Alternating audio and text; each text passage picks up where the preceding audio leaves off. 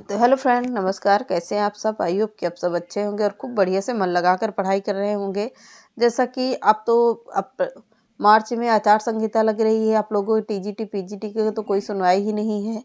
अब क्या होगा, ये अब हो सकता है तो अगस्त में आप लोगों को टीजीटी पीजीटी की वैकेंसी देखने को मिलेगी। टीजीटी पीजीटी की वैकेंसी देखने को मिलेगी और पेपर भी अच्छे से होंगे उसी में।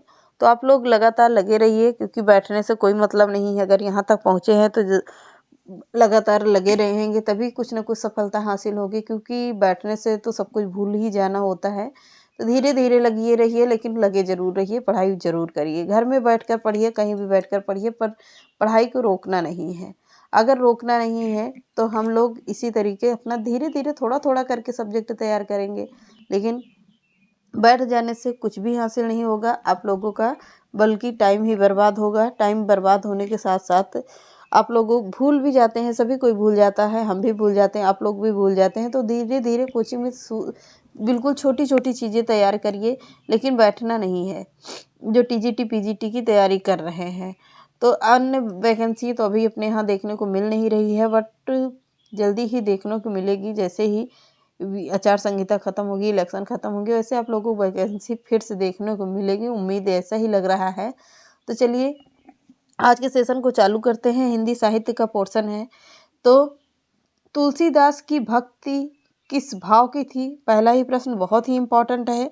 तुलसीदास की भक्ति किस भाव की थी? तो तुलसीदास की भक्ति दास्य भाव की थी। पहला ही प्रश्न वन लाइनर के प्रश्न है, बहुत ही इम्पोर्टेंट है।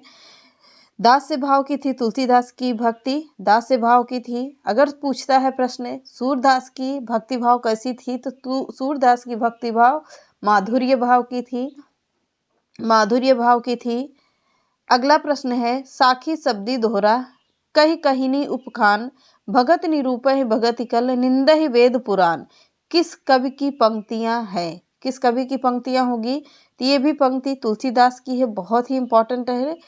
अगला प्रश्न है लोटा तुलसीदास को लाख टका को मोल, पंक्ति किसकी है? लोटा तुलसीदास को लाख टका का मोल, यह पंक्ति किसकी है? तो हुल राय की पंक्ति है, इंपॉर्टेंट है। अगला प्रश्न है तुलसीदास का सारा काव्य समन्वय की विराट चेष्टा है। किसका? तुलसीदास का सारा काव्य समन्वय की विराट की चेष्टा है। इस वक्तव्य के रचयिता कौन है? हजारी प्रसाद द्विवेदी जी हैं। कौन? हजारी प्रसाद द्विवेदी जी होंगे। अगला प्रश्न देखते हैं तिरुवप्पय किसकी रचना है? तो तिरुवप्पय बहुत ही इंपॉर्टेंट रचना है। किसकी है? आंडाल की रचना है, जो बहुत ही इंपॉर्टेंट रचना है। अगला प्रश्न है कह रहा है यदि इस्लाम ना भी आया होता तो भक्ति साहित्य का 12 आना वैसा ही होता जैसा आज है। किसकी पंक्ति है? तो यह पंक्ति है हजारी प्रसाद द्विवेदी की पंक्ति है। किसकी? हजारी प्रसाद द्विवेदी को, जो इम्पोर्टेंट है। अगला प्रश्न देखते हैं जैसे सूफियों के अद्वैतवाद तक ही नहीं रहे, वेदांत के अद्वैतवाद तक भी पहुंच गए हैं। किसकी पंक्ति है? यह पंक्ति है रामचंद्र शुक्ल की पंक्ति है। किसकी? रामचंद्र शुक्ल की होगी। अगला प्रश्न देखते हैं, इंपॉर्टेंट प्रश्न है, सभी चीज को नोट करते रहिएगा जरूर। अगला प्रश्न है पद्मावत को अन्योक्ति या समासोक्ति काव्य कहने वाले आलोचक हैं? कौन है? अगला प्रश्न देखते हैं पद्मावत को अन्योक्ति या समासोक्ति काव्य कहने वाले आलोचक हैं। प्रश्न बहुत ही इंपॉर्टेंट है। पद्मावत को अन्योक्ति या समासोक्ति काव्य कहने वाले आलोचक कौन है? रामचंद्र शुक्ल जी हैं। कौन? रामचंद्र शुक्ल होंगे। अगला है काहे बिन रहो न परत काहे कहे राम रस न परत, पंक्ति तुलसीदास के किस काव्य ग्रंथ की है? तो यह पंक्ति किसकी है? विनय पत्रिका की है, जो बहुत ही इंपॉर्टेंट प्रश्न है। अगला प्रश्न देखते हैं रामचरितमानस की रचना गोसाई जी ने कब प्रारंभ की थी? तो प्रश्न है रामचरितमानस की रचना गोसाई जी यानी तुलसीदास जी ने कब प्रारंभ किया था? यह किया था 1574 ईस्वी में किया था। अगला प्रश्न देखते हैं सीरी संप्रदाय के आराध्य थे। सीरी संप्रदाय के आराध्य कौन थे? नारायण थे। कौन? नारायण होंगे।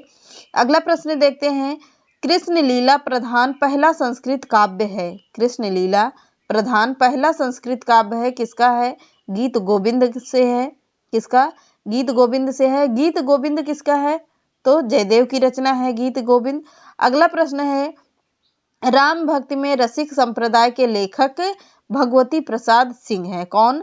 राम भक्ति में रसिक संप्रदाय के लेखक कौन है? तो भगवती प्रसाद सिंह होंगे।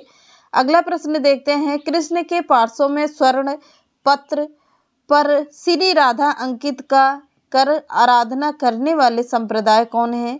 तो आराधना करने वाले संप्रदाय कौन होंगे? राधा वल्लभ संप्रदाय होंगे। कौन? राधा वल्लभ संप्रदाय होंगे। अगला प्रश्न देखते हैं, किस संप्रदाय में गद्दी पूजा का विधान है? बहुत ही इंपॉर्टेंट प्रश्न है। किस संप्रदाय में गद्दी पूजा का विधान है? तो राधा वल्लभ संप्रदाय में गद्दी पूजा का विधान है। किसमें? राधा वल्लभ संप्रदाय में है। अगला प्रश्न देखते हैं, चरित्रहीन किसकी रचना है? तो चरित्रहीन है शरद चंद्र चटर्जी की रचना है। किसकी? चरित्रहीन शरद चंद्र चटर्जी की रचना है। अगला प्रश्न है, मुगल शहजादी में से किसने प्रसिद्ध पुस्तक हुमायूं नामा लिखा है? तो किसने लिखा था? हुमायूं की बहन थी कौन? गुलबदन बेगम ने लिखा है। क्या लिखा है? हुमायूं नामा लिखा है। अगला प्रश्न है, चरक संहिता संबंधित है किससे? तो चरक संहिता संबंधित है चिकित्सा से, यानी कि चिकित्सा से चरक संहिता पुस्तक संबंधित है। अगला प्रश्न है, मिताक्षरा का संबंध किससे है? तो मिताक्षरा का संबंध है हिंदू विधि से है। किसमें? हिंदू विधि से हो गया। अगला प्रश्न है, लीलावती पुस्तक संबंधित गणित से है। किससे? लीलावती पुस्तक है जो किससे संबंधित है? गणित से संबंधित है। अगला प्रश्न है, संस्कृत ग्रंथ अष्टाध्यायी क्या संबंध है किससे? तो संस्कृत ग्रंथ अष्टाध्यायी किसकी रचना है? अष्टाध्यायी व्याकरण की पुस्तक है इसकी। कौन से व्याकरण की? अष्टाध्यायी है संस्कृत की पुस्तक। अगला प्रश्न है, कबीर दास के उपदेशों का सबसे महत्वपूर्ण संकलन है क्या? कबीर दास के उपदेशों का सबसे महत्वपूर्ण संकलन क्या है? बीजक है। कौन सा? बीजक है। अगला प्रश्न देखते हैं, वाल्मीकि द्वारा रामायण ग्रंथ की रचना किस में भाषा में हुई है? तो मैंने कल भी आप लोगों को पढ़ाया था। तो रामायण पूर्णतः संस्कृत भाषा में है, जिसका अवधी भाषा में अनुवाद किसने किया था? तो तुलसीदास जी ने किया था। अभी मैंने आप लोगों को इसके पहले पढ़ाया भी है कि कब किया था, कब किया था इसका सब देखते रहिएगा। पूरा 1574 ईस्वी में किया था। किसने? तुलसीदास जी ने किया था। अगला प्रश्न है, महाभारत महाकाव्य का मौलिक नाम है क्या? महाभारत महाकाव्य का नाम क्या है? जय संहिता है। क्या होगा? जय संहिता है। अगला है, बाबरनामा मूल रूप से लिखा गया था किस भाषा में लिखा गया था बाबरनामा? तो यह बाबर की आत्मकथा थी। किसने लिखा था? बाबर ने खुद लिखा था। किस भाषा में लिखा था? तो तुर्की भाषा में है। क्लियर हुआ? आगे बढ़ते हैं, अर्थशास्त्र किस विषय पर लिखी गई पुस्तक है? तो अर्थशास्त्र किस विषय पर लिखी गई है? यह पूर्णतः राजनीति के ऊपर लिखी गई पुस्तक है। अर्थशास्त्र के जनक कौन है? चाणक्य हैं। अगली पुस्तक है, कबीर के दोहों के संग्रह का नाम क्या है? तो कबीर के दोहों का संग्रह का क्या नाम है? यह है बीजक। बीजक है। अगला प्रश्न है, कालिदास कृत मालविकाग्निमित्रम क्या है? तो कालिदास के द्वारा लिखी गई रचना कौन सी है? मालविकाग्निमित्रम। इसमें क्या है? इसमें मालविका नायिका होंगी और अग्नि कौन होंगे? नायक हैं। बहुत ही इंपॉर्टेंट रचना है। यह एक नाटक है। किसका है? कालिदास जी का। अगला प्रश्न है, रज्मनामा किस ग्रंथ का फारसी अनुवाद है? तो रज्मनामा किस ग्रंथ का फारसी अनुवाद होगा? तो रज्मनामा महाभारत का फारसी अनुवाद है। किसका? महाभारत का है। बहुत ही इंपॉर्टेंट प्रश्न है। अगला प्रश्न है, पद्मावत कथा के लेखक कौन है? तो पद्मावत एक कथा है। किसका है? मलिक मोहम्मद जायसी का है। किसका? मलिक मोहम्मद जायसी का। अगला प्रश्न देखते हैं, युगवाणी के लेखक हैं। युगवाणी के लेखक कौन होंगे? सुमित्रा नंदन पंत की रचना है। अगला है, सूरसागर के रचयिता कौन है? तो सूरसागर सूरदास की रचना है। सतसाई बिहारी जी की रचना है। अगला है, प्रिय प्रवास के लेखक कौन है? तो अयोध्या सिंह उपाध्याय हरिऔध जी की रचना है। प्रिय प्रवास बहुत ही इंपॉर्टेंट रचना है। अगला प्रश्न देखते हैं, यशोधरा पुस्तक के रचनाकार हैं कौन? तो यशोधरा पुस्तक है मैथिली शरण गुप्त की रचना है। बहुत ही इंपॉर्टेंट रचना है। अगला है, भारत भारती के लेखक कौन है? तो भारत भारती भी किसकी है? मैथिली शरण गुप्त की रचना है। जो बहुत ही इम्पोर्टेंट है। अगला प्रश्न देखते हैं, कामायनी की रचना किसने किया है? तो कामायनी एक महाकाव्य है, किसका है? जयशंकर प्रसाद जी की रचना है कामायनी। अगला है, जय पराजय के लेखक कौन है? तो जय पराजय किसकी रचना है? उपेंद्रनाथ अस की रचना है।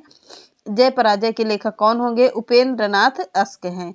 अगला है, चंद्रकांता संतति किसकी कृति है? तो चंद्रकांता संतति यह कृति है देवकी नंदन खत्री की रचना है। पर बचपन में आप लोग देखते होंगे चंद्रकांता आता था, किसकी रचना थी वो?